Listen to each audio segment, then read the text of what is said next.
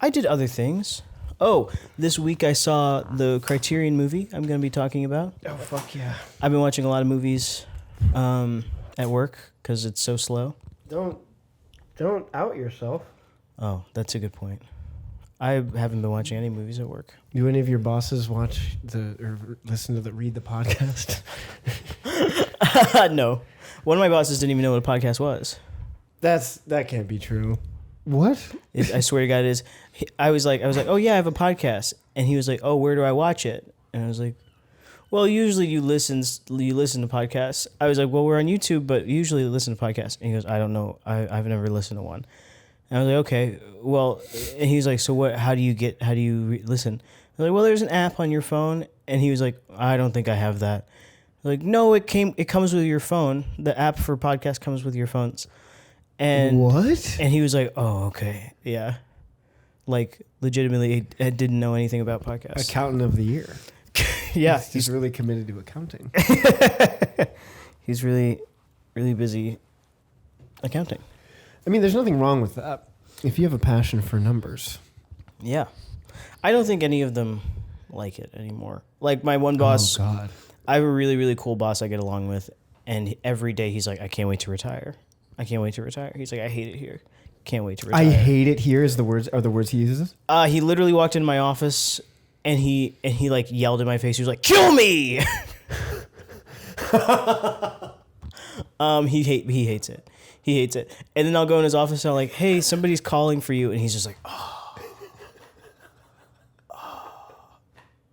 He hates it. He hates it. That's so sad. I hope he's comfortable. He should be. He's got a ranch in Castaic Lake. He's got horses and goats. Yeah, he's fine. I know. I was like, yeah, dude, retire. Go spend time on your ranch. Yeah, he must. I mean, what does fulfillment mean, you know? Go off. Like, yeah, when you're at that point where the thing that you do most gets you a ranch and horses and goats. Yeah. But you also hate it. Right. Fuck. That's going to be us in 100 episodes. With the podcast? Yeah. Fucking you're like, if this podcast gets me a ranch, I mean, obviously everybody has dreams. I think it would be crazy if we could just like do this. Yeah, like we were podcasters. Honestly, what a dream. But it's so funny. Like, is anything in our life indicating that we actually want that? I wouldn't hate it. No. I mean, like, yeah, like to be a famous podcaster. Like, I don't promote this show at all. I don't promote it because I know everyone I know already knows about it. Like, I posted a reel on Instagram, and a few people followed us from the reel, but they knew I had the podcast. Like, I feel like the promotion is just to my friends anyway. Yeah, but that's what I'm saying. It's like there's so many things in my life where I'm like, oh yeah, that would be nice if I had that. But it's not like I'm sacrificing anything or like getting up at 4 a.m. to like make the podcast. Yeah. It's kind of like podcasting. I feel like is one of those things like, and not because of any reason at all. We just started it so late. It's kind of like, what are we going to do? Put up pictures at like a coffee shop or something? Like, I don't even really know what podcast promo. Well, I do know what people like TikTok is like the perfect breeding ground for learning about podcasts and stuff. But also, you know, everybody has one, so. Yeah, to me, like, I think a podcast can be so cool as like, not secondary, but like when I find out that one of my favorite filmmakers or writers has a podcast, that's exciting. Yeah. Rarely is it like, oh, my favorite podcaster also writes. Yeah. Do you know what I mean? Yeah. I especially avoid those. Yeah. So yeah, if anything, it's like I just hope this is like supplementary. Sure. But is that fucked up? I don't think so. I think it would be fun to like pursue our passions and then also have the podcast, and then the podcast just kind of comes along to discuss our passions. Sorry. Yeah, I love that. I think. Well, let's fucking get to it, huh? Why are you saying that to me? You're saying that specifically to me. It's not even like a... No, to the audience. Let's get to it. Hey, everybody, pursue your passions. Oh, no. I meant like the podcast episode. Oh! Let's get to it. The podcast episode. Yeah. No. Pursue your passions. Right, that's like the most like vapid, empty advice ever. Just get to it. What if I don't believe in myself, Ari? Then what? Yeah, exactly. Just do it. Just believe in yourself. Anywho, yeah, let's get to it. Hi, I'm Ari Wojciech. I'm Casey Young. And this is The Ticket. Woo! It is May the 4th be with you. Whoa, zing. Nice. 2024 year of our Lord. It is approximately 1,233 hours. PST. Hell yeah.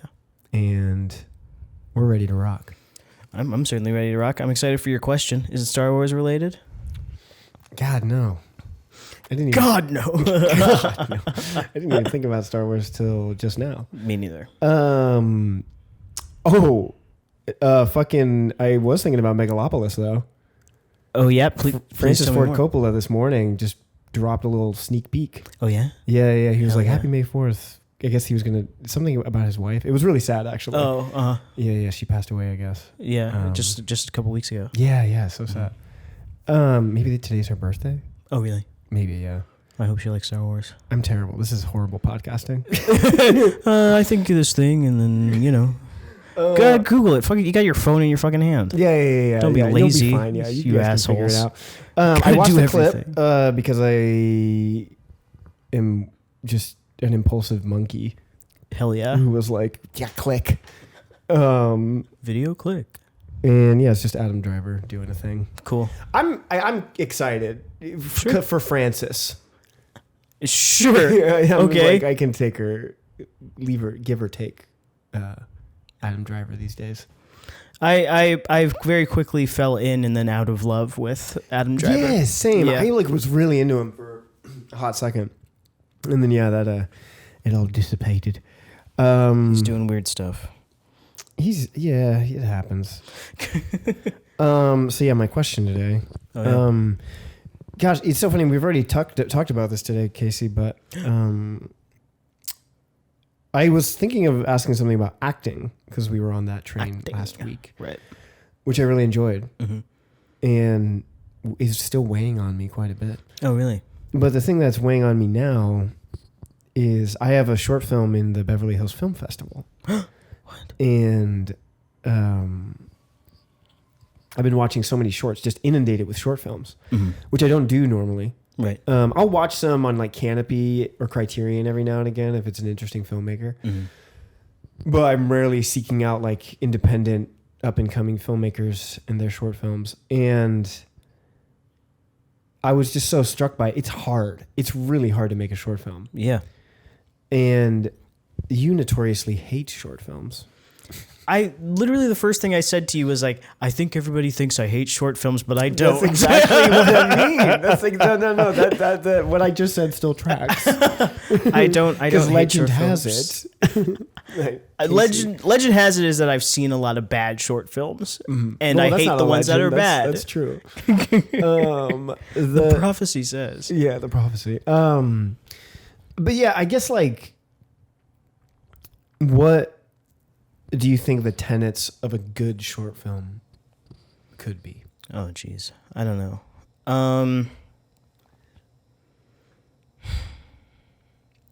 I think people have to stop thinking of them as like the stairs towards filmmaking. Sure. I think that they are I think they're generally considered to be, oh, well, you got to do that if you want to make real movies. Like, people think that I think short films aren't movies. They're like actual people who do not think short films are movies. So I think that's what makes them bad 90% of the time. People are going, well, I've got $5,000. I've got my friends.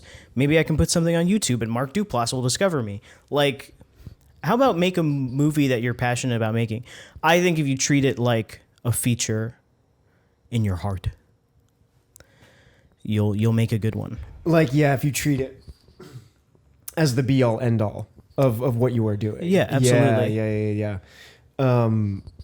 I agree with you 1,000%. I think short films is a medium of its own.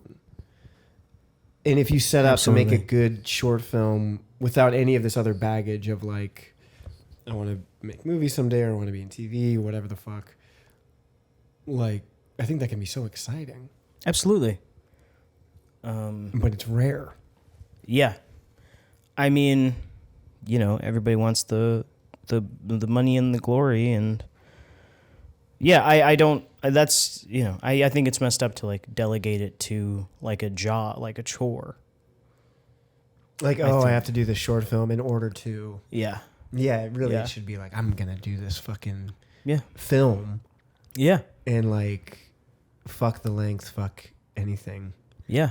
Or like, fuck any like, caveat and qualify. God damn it! What the fuck am I trying to say? Sure. You just like you're gonna do it regardless of kind of the bigger outcome. It's just purely for like the story or film itself. Yeah. Yeah. Yeah. Everything else is just kind of like, I think it all comes down to budget. Like, you know, a movie's going to be bad because of so many other facets already. I think the only thing that like actually can be changed is like how you feel about it. Because I resent that. I'm very much like, I'm not going to do something just because people think it's like a good idea. Like that's a poor way of saying that, but I have no passion with short films, so I figure why waste your time? But there are people who do that and don't care about short films. So. Right. So there are people in your life that are like, Casey, do a short film to like get experience or whatever the fuck, and you're just like, no. Yeah, absolutely, absolutely, because I think it's a waste of time. Ooh. For me specifically, because then what you've done is you spent, let's say $20,000. You've spent $20,000. You've hired all these people. You've spent your time writing it, and then you take it all the way to the end, and then I imagine the idea is then you run with it. Like you do festivals, you get distribution, stuff like that. I'm not following like a 25-minute film that far. I don't want to do that. That I do feel that actually, like something that's become so apparent in my career is I love, as a producer, I love pre-production. I love building a team, love getting stoked about a script, love getting the cast together, The instant we're done shooting, I'm done. I'm like I just can't. It's like kind of crazy actually. Like my brain just shuts off. Yeah. And then like the director will be like, hey, can you help out with this? Like, can you give me notes? Blah, blah, blah. And it's like, oh yeah. And it feels like homework. Yeah. You know? Although I do love giving notes while during the editing process. I do love that part. But like the festival submission shit and the like promotion once you get into the festival, I'm like so zonked out about all that shit. Yeah, and I think you have to be passionate about it. Mm-hmm. You obviously have to be passionate about it because it's fucking rigorous. And honestly, when you come out on the other side of it, not too much has changed anyway. So yeah, I mean, you'd be surprised. Like, it's pretty wild. Like, there are folks like building opportunities at these festivals, leading with their work. Yeah, like they're letting their work speak for themselves, for itself. And then like building on that, as opposed to like leading with like like a networking mindset first, Yeah. And like to that end, like I am having a lot of fun. like I'm having a really good even though like I'm not like it I haven't encountered that many shorts that have like truly wowed me. Mm-hmm. I've encountered I would venture to say that every short I've watched is a good idea. But the execution is almost always lacking, or there's just like one little like narrative piece that's like missing. Yeah. Or it's too much, or they're trying to do too many things within this like 15-minute span. Yeah. But I'm still like having fun, which I think is like what is so exciting, because suddenly I'm like, holy shit, what if I went to a short film block and every single short film was a banger? Yeah. And like to be a part of that has me really excited, actually. You know? Yeah. But yeah. So you haven't watched any of the short films of like your favorite filmmakers? Like, have you watched any of Scorsese's shorts or Ari Aster's? Or we talked about Strange Things About the Johnsons, which you hated. Yeah, which a lot of people hate. Mm-hmm. Yeah, because it's crazy. It's horrifying. I've seen a couple Scorsese shorts. I've seen Strange Thing About the Johnsons, and then I've seen other shorts like, Denis has a really good one. I mean, really? I don't even remember them. Like, yeah, I guess. I mean, to answer your question, I have, but obviously. They didn't make an don't, impression. Yeah. They like didn't. How do you feel about like Stan Brakhage? I think he's cool. Actually, I was thinking of Stan Brakhage and Maya Deren specifically about people who just make shorts. And purposefully. Yeah. So I don't like, for lack of a better term, Stan Brakhage, just because his work really isn't for me. I think for what he was trying to do and the films he was making, I think that's a perfect route. Like, what is it? Stardog Man is feature length, isn't it? Yeah. I think that's his only feature length. Oh, is it? I don't know. I might be full of shit. I think it's too long. I've probably seen like maybe like half of his films. Like I think he's interesting, and I think maybe features aren't for him. For listeners at home who do not know who Stan Brakhage is, he's I guess like avant-garde art house filmmaker who like really championed like like the medium of celluloid. Yeah. Like using film to capture imagery. Like I think all of his films are silent. Yeah. Stardog Man is silent? Yeah. Wow. Oh yeah. God, I mean, they don't even really have actors. Right. It's just like images. Yeah. Yeah. He was very image based. Very into the idea of exhibition and all that jazz. And it's just like visuals and not like, oh, a tree blowing in the breeze, like just friggin' paint and yeah. burn So he would like cut up and burn celluloid to see what it would look like. Yeah. In a projector. And when I say silent, there's like nothing. It's no sound. It's not like there's music or like Foley. It's like there's nothing. Yeah. It's just a void of sound. I want to say the one of his wife having a baby had music. You seen oh, that really? one? Oh, probably. I think so. Yeah, Not like any freaking sappy romantic music, but like music. I've only seen that once, and I do not really remember. I remember it being intense, being like, holy shit. I don't know why someone would do that. Why somebody would film a birth? Yeah. Not like... I don't want to see it. I don't want to see your wife's birth. I mean, great for him. I understand art, but just in a bathtub. He's like, love you. Yeah, that's interesting. I've seen some of my siblings be born. And wow. When I was in nursing school, I saw a few births. Wow. I've never had to see anything like that. Oh, really? Yeah. I don't have siblings and never went to nursing school. Yeah, I guess, yeah. I'm sheltered. Yeah, I forget that. Yeah, people don't really like see that. Huh? Your mind has been warped by by hospital systems. And I guess. I have a lot of siblings, so it was just a part of my life. Sure. I have no siblings, so. Right. I think it's cool. I think birth is like so fucking wild. It's crazy. Wild. It's insane. Yeah, it's unbelievable. And and like capturing, I think there is like a weird ethical thing capturing it on film. Like involving consent and stuff, like the baby, The baby can't consent? Yeah.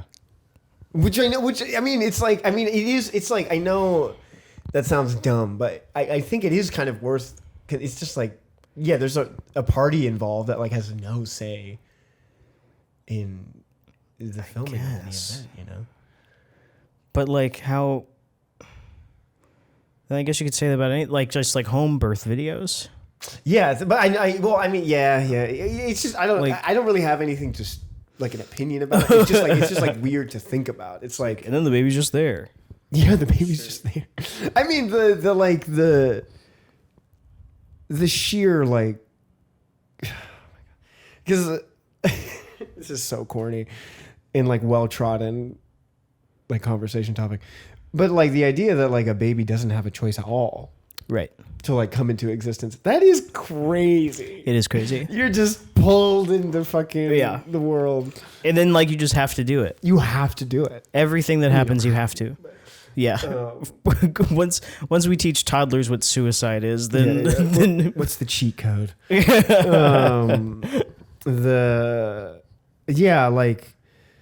that is crazy. But you want kids. Yeah. I don't know how I feel about them living in this world, but I do want kids.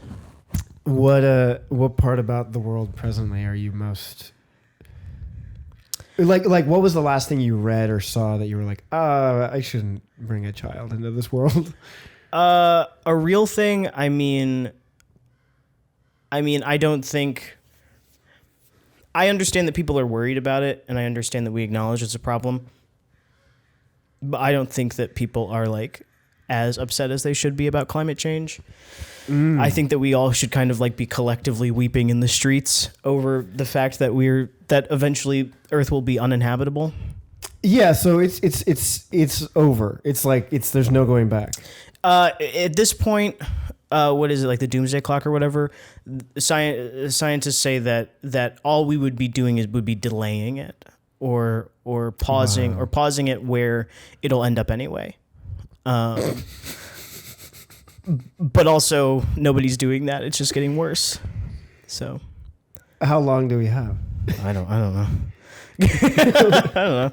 I don't think the world will end in my lifetime, but that is legitimately awful. I think that the idea that my children would be on Earth when it like sets aflame. Yeah. Wow. I don't know. That's, yeah. But also everything else. I mean, politics are so fucking fucked right now. Yeah. Like, I feel like it's not a far stretch to say that like unspeakable things will happen to American citizens in the next 100 years. And I think that's crazy. Like, Jesus. What? Just like anything. Okay, so like, you don't have to go down this rabbit hole if you don't want to. I'm sorry I like foisted this upon you. No, it's not like a crazy rabbit hole. It's just the idea that like like a reckoning is inevitable. I think that constantly trying to be like the world's strongest power, I think that eventually there will be fallout. Yeah, that can't last forever. Yeah. And then, plenty of civilians will be involved in that.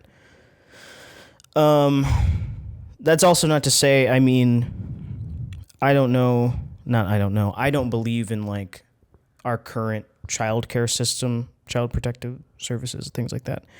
Holy shit. You're really running the gamut here. Well, this is amazing. No. Keep going. I was just saying these are all arguments for children who haven't been born. Right. But also there are hundreds upon hundreds of children that need people in their lives to care about them. Right. And that as well. I mean, adoption's fucked. It's unbelievably hard to adopt a child. It's unbelievably hard on the child to be adopted. I mean, thinking about things where people have no say. I mean, kids are just kind of like trafficked all up and down the country via the adoption system.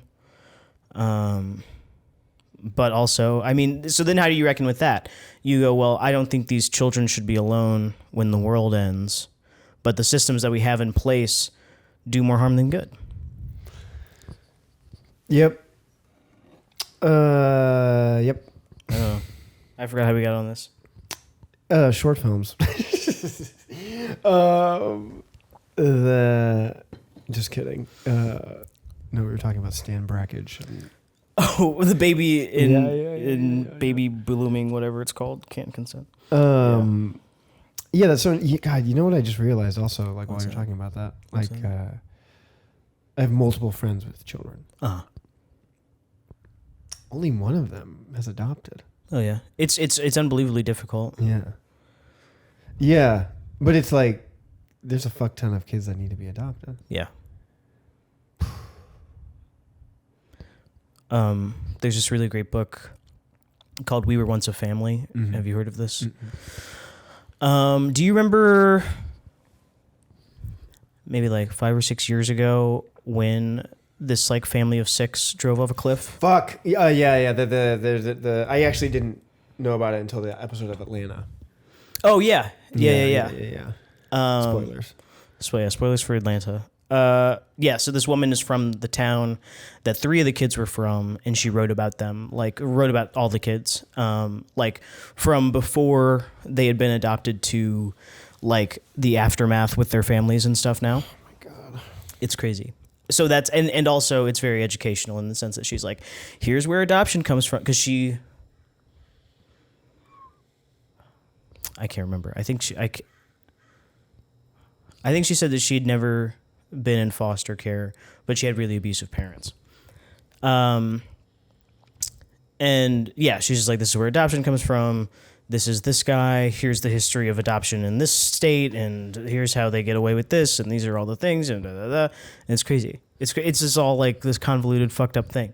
Like, it kind of just makes you go, just leave them out on the street. I think they'll be fine. Like, Jesus. That's that. Oh my God. You know? Wow. Wow. I don't know. Yeah. I don't. I mean, I don't know.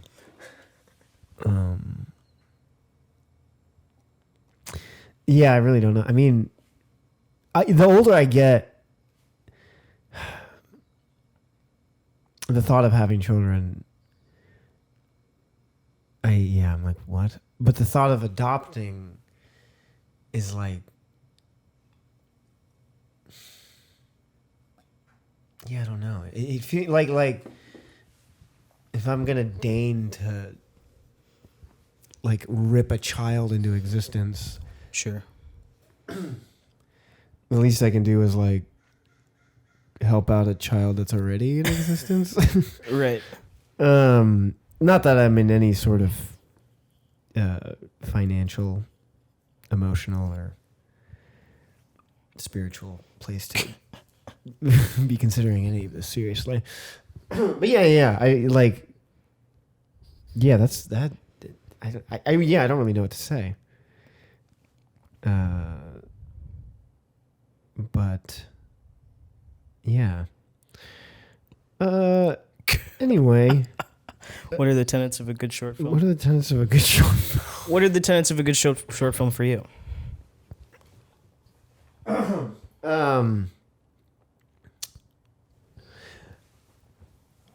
I think it's something that's become really clear is like an idea isn't enough. Like ideas are kind of like a dime a dozen. Sure. What does that mean? 10 out of 12? Means that out of every 12 things, 10 of them are ideas? Dime a dozen? No. I think it's just like it's cheap. Oh, I see. Yeah. Okay. It's like a dozen costs a dime. Oh, I see. Like a Okay. dozen ideas is worth a dime. Oh, a dime a dozen. Okay, sorry. No, Thank you. no, you're right. I'm glad we clear. I never thought about it. But and I don't mean that cynically. If anything, if you have an idea for a short film, go for it. I guarantee it's a good idea. Guarantee it. The problem arises with like the execution, like everything, right? And a lot of like what I'm seeing pretty consistently is like a good hook is one thing to like get the audience into the story. That is important. It's not enough. There needs to be like an antithetical hook. Okay. Like there needs to be something at the end that similarly like gets the audience excited in response to what is presented and set up at the beginning. And then the best shorts,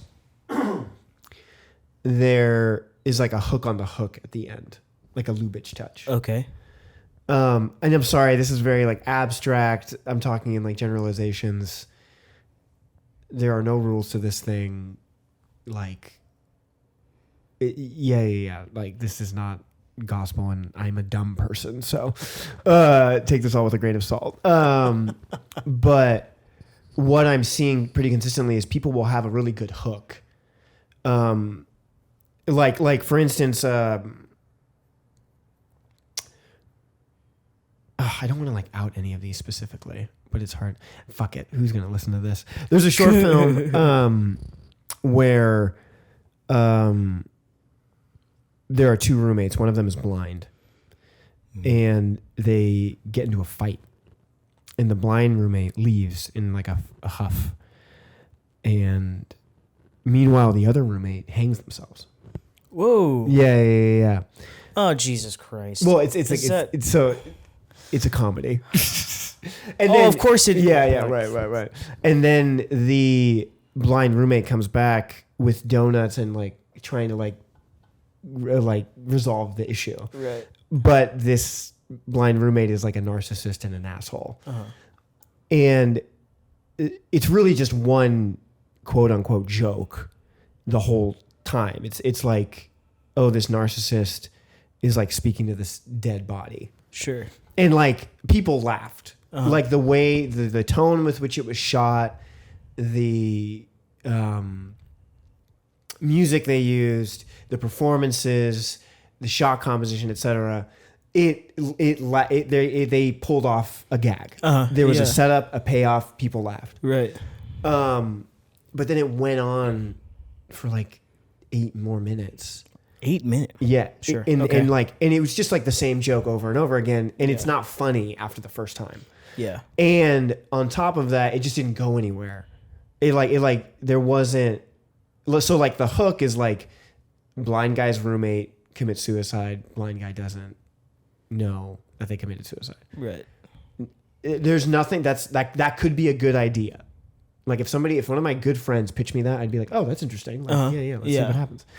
But they didn't do any of the work to like have there to be a final payoff at the end. Sure. And then, yeah. And sorry, I'm like, this is very general. I'm making a lot of like broad statements here, but yeah, like I'm seeing a lot of that where there's an idea and then you just kind of keep repeating the idea. Yeah. I see that too. Without like developing it in any way. And then consistently comedy and horror just lends itself better to a short because it is that system of like setup and payoff. Yeah, sure. And, but, and then like dramatic stuff is almost consistently bad. Right. It's just like super depressing and you're just like hammering some sentimental idea like over and over again. Yeah. I'm so sick of like a day.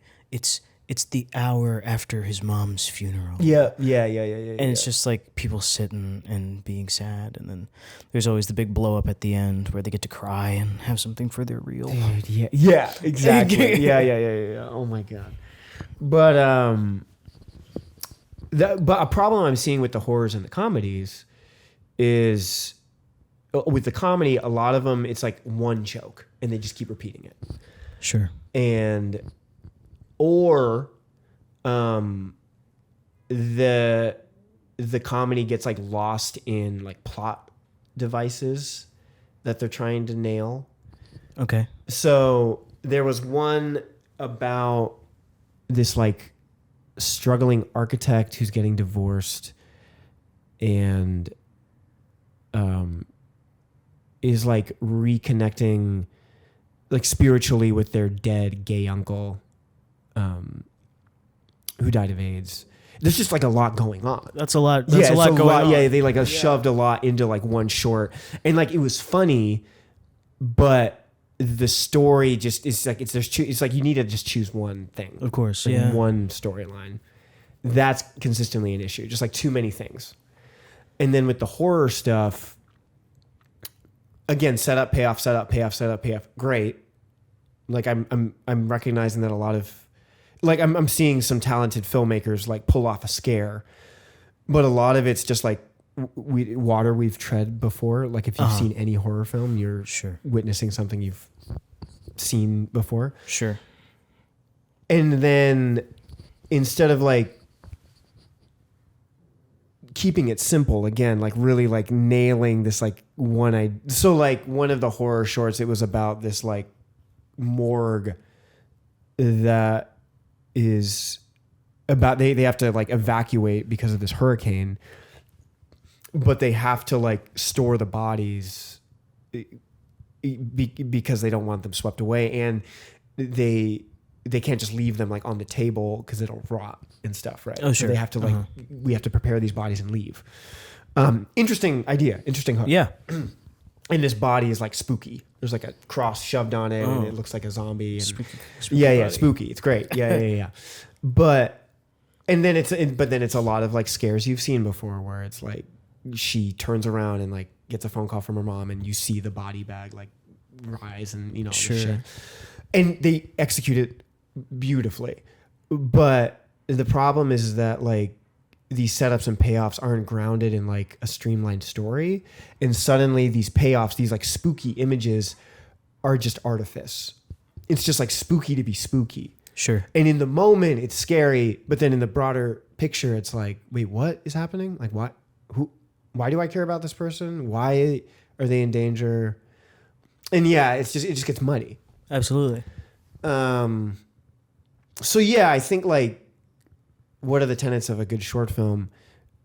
I think it's a better in is kind of like what doesn't make a good short film. Sure. And I think a really good hook is not enough.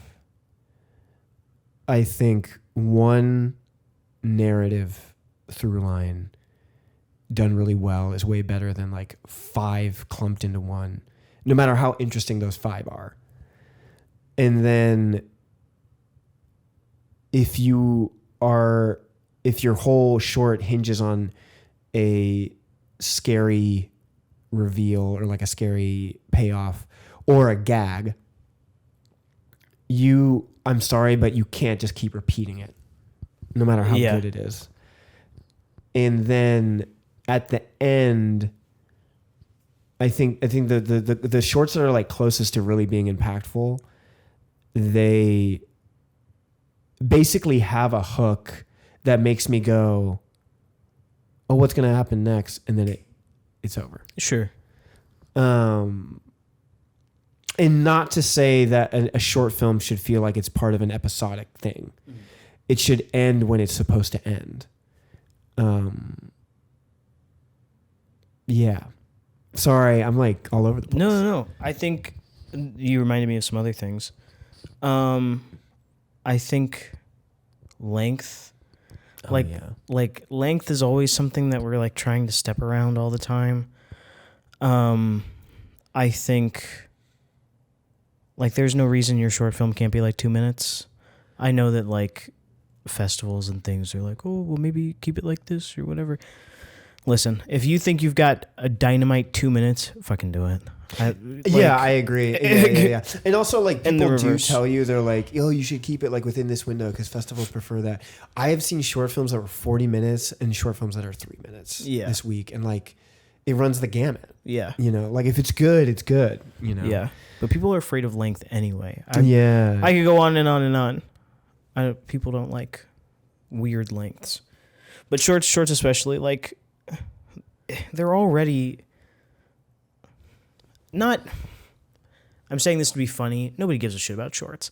Like, you can do literally whatever you want. Yeah. There's all these, like, fake... It's all fake anyway, but there's all, like, these fake rules where it's like, here's how to make your short film really successful. Just do what you fucking want. Like, and like, you're on the outskirts of the industry. Yeah, and not only like do what you want, but like really think about it. Like really, like, I think that's the other problem too. It's like I see these ideas and like they're just not using their head. They're not like thinking how to use they're not thinking about how to use the medium. Yeah. And like, that's such a shame because when you are committing yourself to a short piece, make everything count. Yeah. You know, like I think, I think you have such an opportunity to like really learn, you know, and like being able to make a short film in this like economy is a huge blessing. Absolutely. So like, don't fuck it up. Like really, like don't fuck it up, guys. Take the opportunity to, and I mean, don't. And I'm not saying like don't be like to be a perfectionist. I'm not saying that. I'm saying like, yeah, just really take the time and be like, how, like, what are we saying, right? By putting the camera here, what are we saying by like cutting this much? Yeah. Like what is the feeling that this setup elicits versus this set? Like I think. So often they just rush to finish it, you know, and a lot of that is like time constraints and money constraints, etc. But like the short film we shot, we kept it under 8 minutes, one location. And like, we just took it as far as we could and we learned a lot. Like, it's not perfect. And the ending, ours is as an example of like setup and payoff. And we just kind of like repeat it and there's no hook at the end. And the director and I have both recognized like, oh yeah, it's like missing the thing. It's like missing something. And that just comes with learning. But like, otherwise, like we just the reason it got into the festival is because we nailed the hook. Because we were really intentional about the shot. We were really intentional about the performances. And yeah. If you're going to shoot your shot, like shoot your shot. For sure. You know? Absolutely. Also, I'm already kind of over 3-act story structure. I really like doing like a first half, second half. And those are always movies that I find really interesting anyway. Oh, can you give me an example? First half, second half. Oh, fuck. I was really hoping you weren't going to ask me that because I can't think of anything. No. Do you mean like Parasite? Where it's like there's a very specific moment where it's like, oh, this is a different movie now. That's a perfectly fine example. I wasn't thinking of Parasite, but yeah. Hell yeah. Why not? Hell yeah. Yeah, I wish I could think of one because I have seen movies where I was like, man, I really like how they do this. But I don't think short films don't need 3-act story structure at all. Like there's so many. Yeah, right, yeah. I see a lot of shorts. So I have a friend who studied screenwriting at AFI. And when I ask him for notes, because he's just not interested in like the stuff that I like to write. And when I ask him for notes, he'll be like, I can give you technical notes. And something that I've always thought about was like having that bumper before the beginning of your first act. And if you're doing a 3-act, well, I guess whatever. Anyway, there are a lot of short films that do that. I'm like, you have 11 minutes, dude. Get to it. Yeah. And he'll be like, here's what these characters are like. Don't give a shit. Don't give a shit. That is something consistently. It's like the ones that like really throw you in the deep end immediately, way more engaging. Absolutely. And like choosing to do that really forces you to be creative.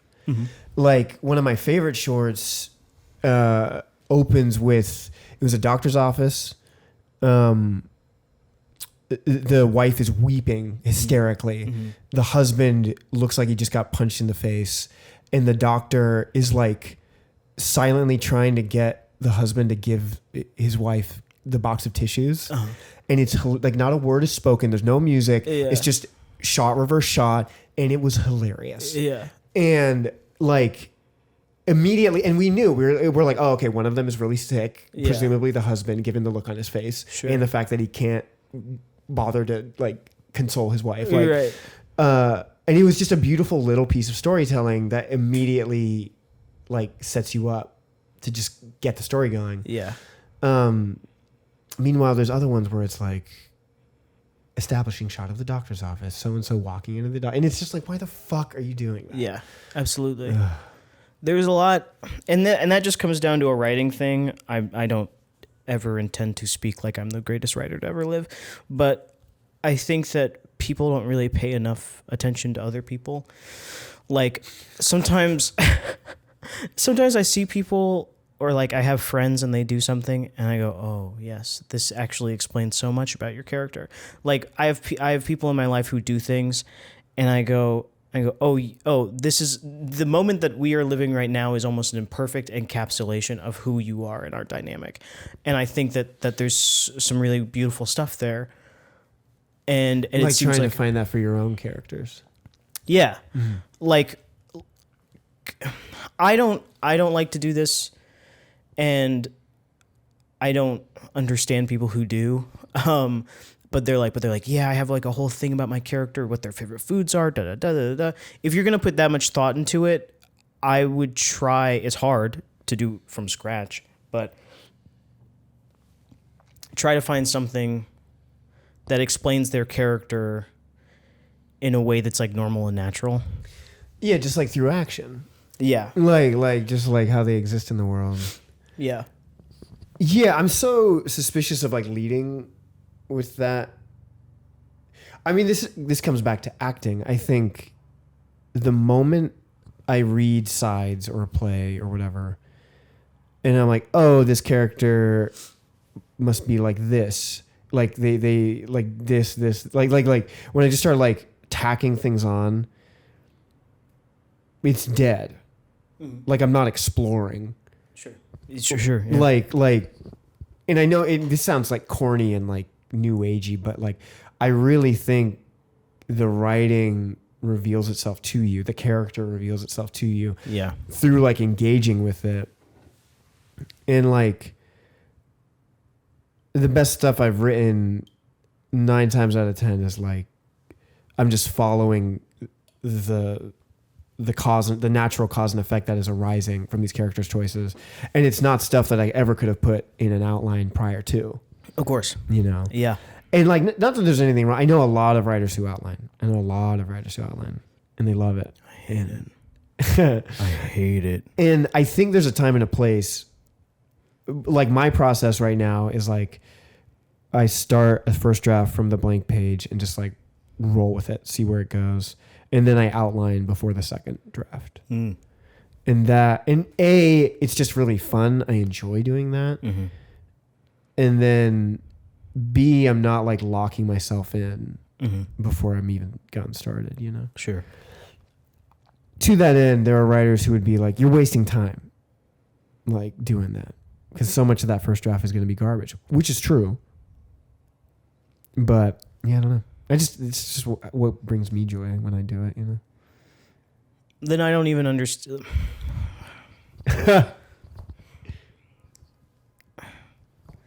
I feel like writing, especially, it's something that like nobody can critique, like people's processes and things. Sure. I go, blah, blah, blah. Just, yeah. I mean, frick, if you told me that you write the script on your body and then shower it off and what you remember is what you write, it's like, fucking, yeah, okay. If it works. Right, yeah. And I think that's what's so important. Like, yeah, like there are no rules to this thing. Like whatever. That's what works for you. When we were working on the last feature and like something that I try to remind myself of, and I think that a lot of people in general can appreciate reminding themselves of as well, is that this is supposed to be fun. We're just supposed to be out here expressing ourselves. It's supposed to be fun. Just do whatever you want. Like, especially writing, which I feel like is an activity that people seek out so that they can do what they want. Having like criticisms of it and be like, well, here's how you can be better. What's the fucking point? It's all art.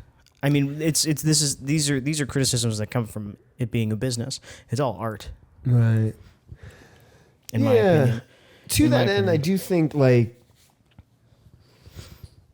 it's worth engaging with what you like. Sure. And I think it's really valuable to engage with what you don't like too. Yeah. And be like, wait, why isn't this working for me? What do you mean, like watching a movie? Yeah, watching a movie, watching a short film, reading a book, like whatever. Mm-hmm. And we've talked about this too, like rewatching movies we don't like. And a part of it is like we see what we would do to make it exciting for us. Maybe this is my own bitterness from personal experience coming out. I just want to say that is different from purposely seeking out things that you know you won't like. Sure. I think that makes you a bitter person. A bitter person. A bitter person. Yeah. Yes. Sorry. A bitter with an I person. I know a lot of people who are like, oh, well, I watch it for education. It's like, but you knew you wouldn't like it. So why did you do that? Again, like I think it's so, because the more you like, the more I expose myself to stuff that doesn't quite hit for me, I'm able to look at my own work with that kind of same, it's so hard, like for a long time, and this is where I'm at with my acting still, but with my writing, I've gotten much more of a critical eye, and that comes from just like watching and reading a lot.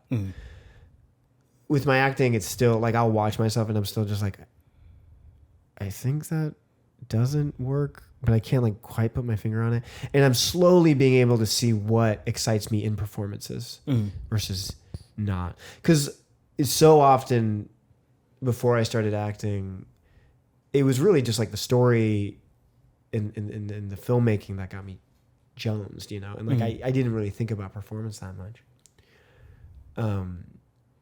Sorry, I'm like rambling now, but again, I do think like seeing things that don't quite hit, I think is great. Seeing stuff that's like just blatantly bad and you know it's gonna be bad, probably not as like helpful.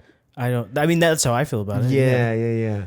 But the stuff that's like almost like nailing it, I think that's where the like that stuff is so valuable and so exciting. Totally.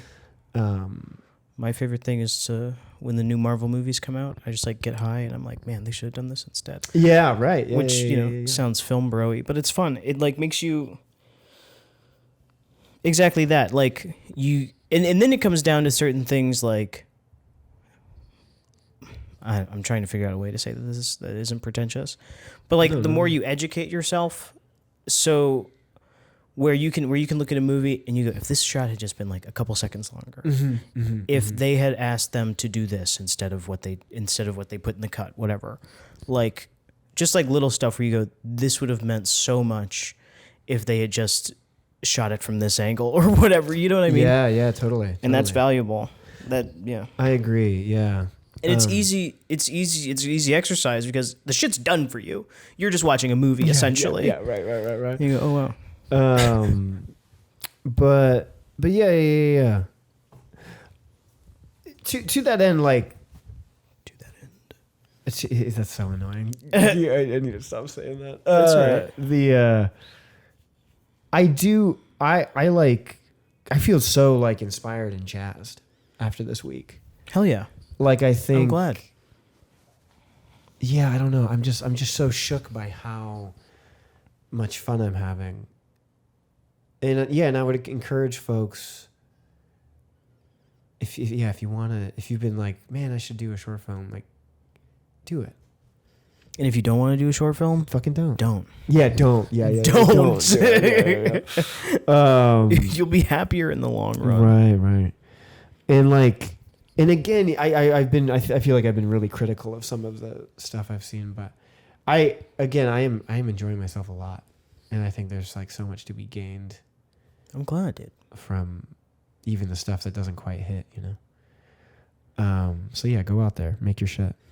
Make your shit. Hell anyway, yeah. let's talk about something that's already been made.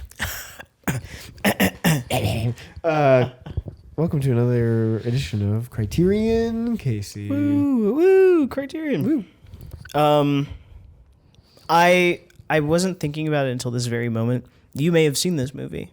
Hell yeah. And it's gonna end my 19 episode streak. I was hoping to get like to 50. I was like, if I can get to 50 episodes. I need it. The thing that's so embarrassing, I need to watch some of these. You can if you want to. I'm just on my own path. Anyway, continue. 1962. Okay. John Frankenheimer. Okay. The Manchurian Candidate. I have seen the Denzel one. Damn. I know. You know what? I'm gonna say that the streak is still running. Yeah, it's still running. You haven't seen this movie, the one I'm talking about. It's like Sinatra. It's Sinatra, which is like so cool. I think he was an incredible actor. I thought he was very good. That's cool. That's exciting. That well, you've seen him in other stuff. You disagree? I can't remember ever being like, man, he's good.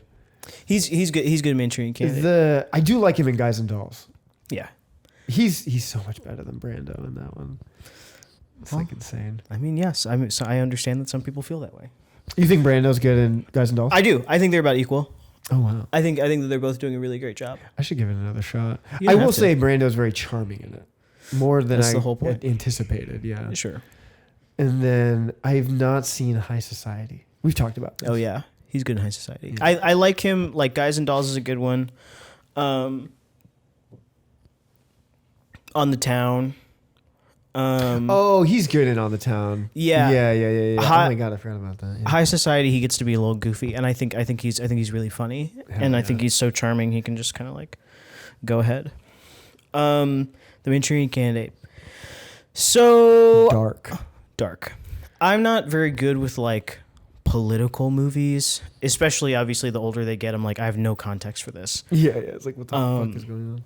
So I guess these guys were prisoners of war and they're brainwashed into being communists. Mm-hmm. And I guess they changed that in the Demi version. Yeah. Oh, that's interesting. Okay. Yeah. So there's this really great scene. It's unbelievably well shot. Like it's right now, I saw it in theaters, but right now what they're doing is Criterion has a collection. It's called the Criterion Channel has a playlist, basically. The decade America went crazy. And it's like all these films about like hostility in being an American and things like that. Whoa. Watched another one, Shock Corridor. I didn't like it as much as Manchurian Candidate. Samuel Fuller, same guy that did Naked Kiss. But they're roughly the same thing. So these guys, they're in the Korean War. They're literally brainwashed. Like this guy has like these magical powers where he can, not magical powers, but he can get into people's brains, and he's successfully hypnotized the supporting man in it. And they're like sleeper agents, basically. Yeah. And then Frank Sinatra is like coming out of his hypnosis, basically, and he's and it's just like this performance where he's like, no, I remember this, and it was weird, and we should delve further.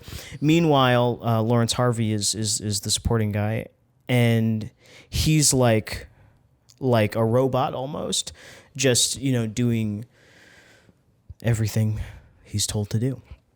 But it's great. I think it's kind of like Targets, which I've talked about on here. This really fascinating, like, meditation is so overused, but they do a good job of like fleshing out like hysteria and I don't know. Like it's just manic, and like kind of forces you to sit in this uncertainty. Cool. It's great. It's great, and it gets pretty crazy. It's like, oh, and of course, all of this leads to violence, which is bad. Violence bad. Violence bad. Shock Corridor is pretty much the same way. This guy willingly admits himself to a mental health institution and then goes crazy because he's surrounded by all these people who are. But this film is like, these people are crazy because America's crazy. Yeah. Like everyone in there is like afflicted by things that have happened to them solely because they're American. So that's cool. It's cool. The Manchurian Candidate's good. It's Spine 803. Nice. John Frankenheimer. What else has he done? Seconds with Rock Hudson. The Train. That's Burt Lancaster. Mm-hmm. And some other action movies. Cool. I can't remember. But you're not a political movie guy. No. Like Doctor Strangelove, I quite honestly, it goes over my head. Like, I've never seen it. I don't even know if it's good because I don't know what's going on.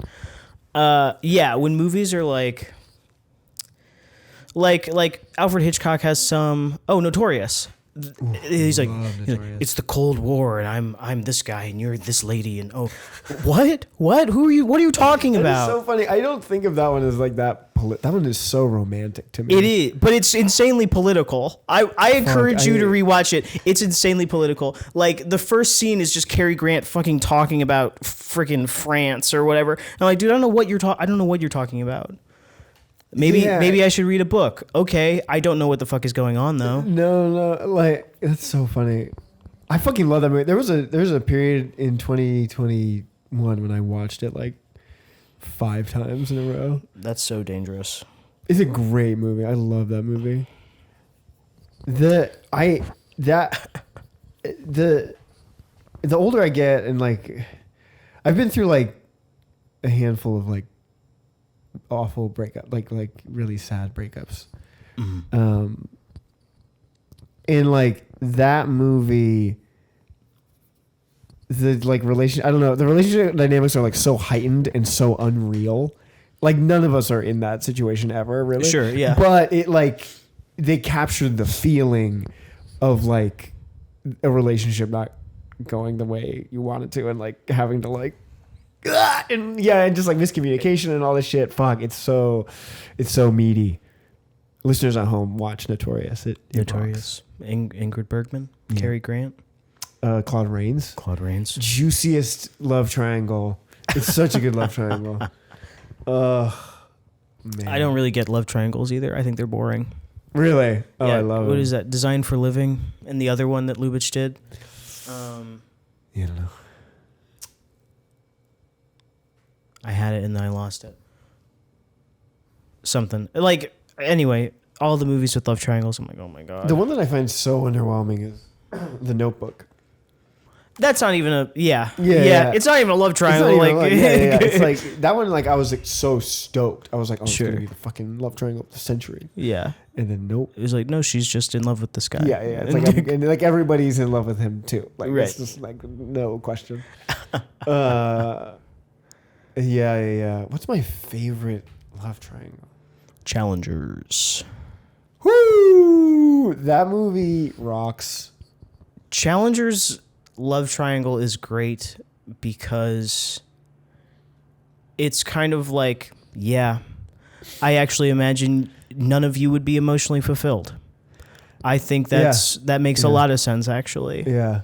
Like, I mean, Lubitsch is just that way, but in his films where there's like multiple people just running around, there's always like a little bit of like carelessness in it where they kind of like get to be jovial and not too upset when things don't go their way. But I think Challengers is a lot more accurate. Like when you just have 3 people just like tied up in this confusing situation. Yeah. And it's just off. Yeah. Oh my God. I loved it. I because it really explains everything that they do.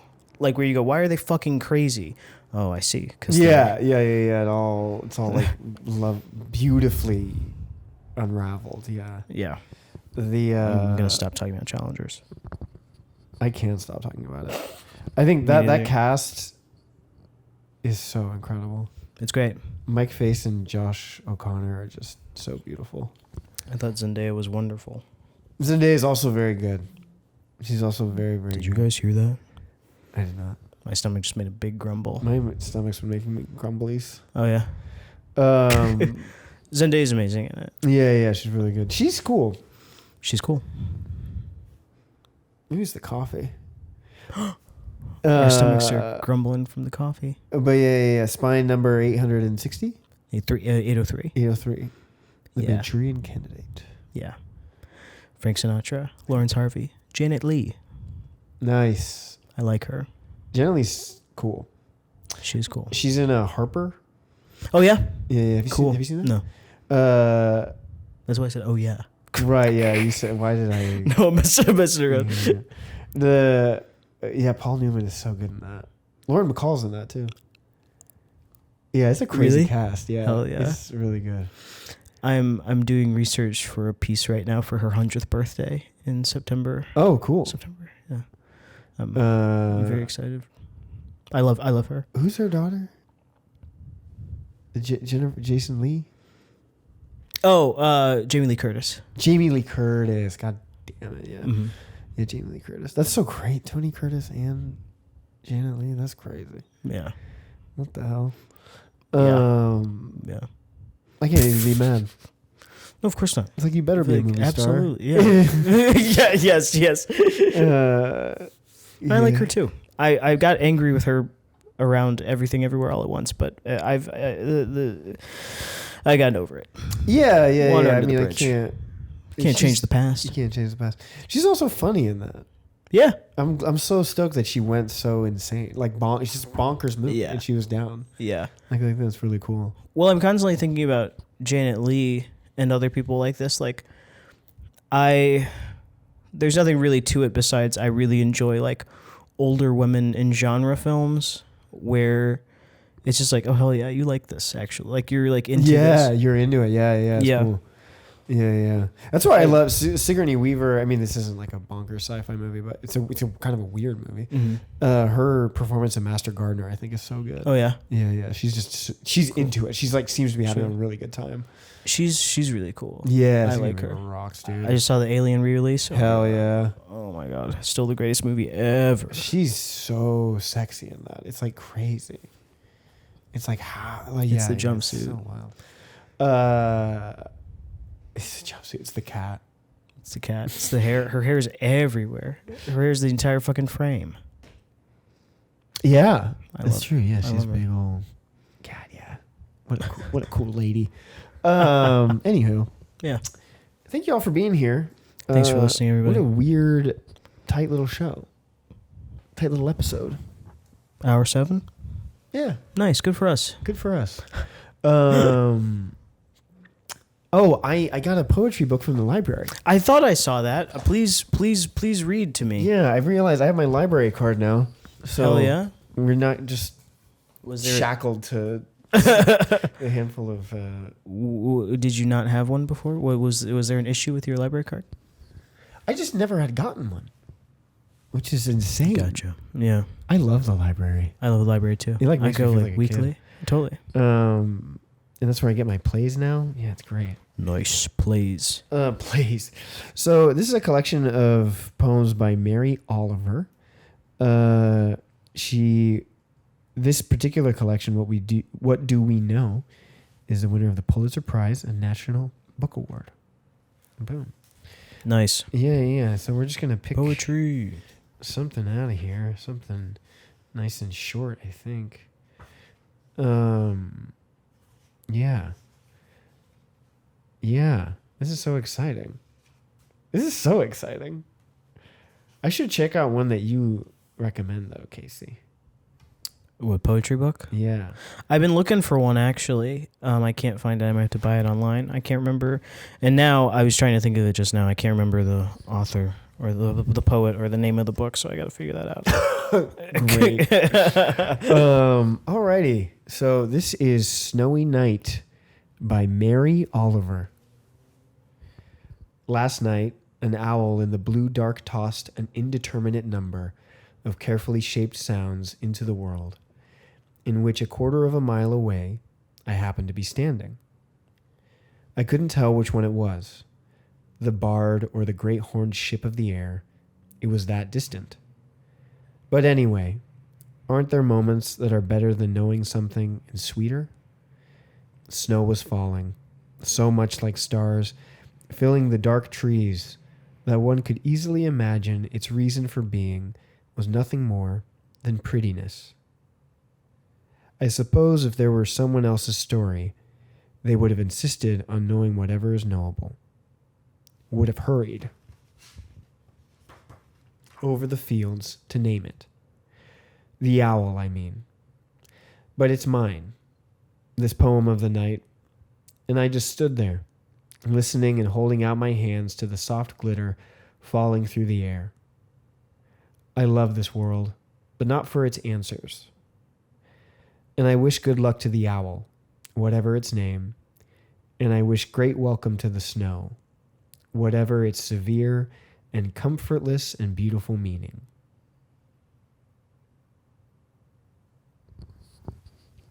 That was nice. Nice. Makes you want to take a walk. Yeah. Anyway, thank you all for being here. Thank you, everybody. My name is Ari Wojcik. My name is Casey Young. And this is The Ticket. Woo! Bye.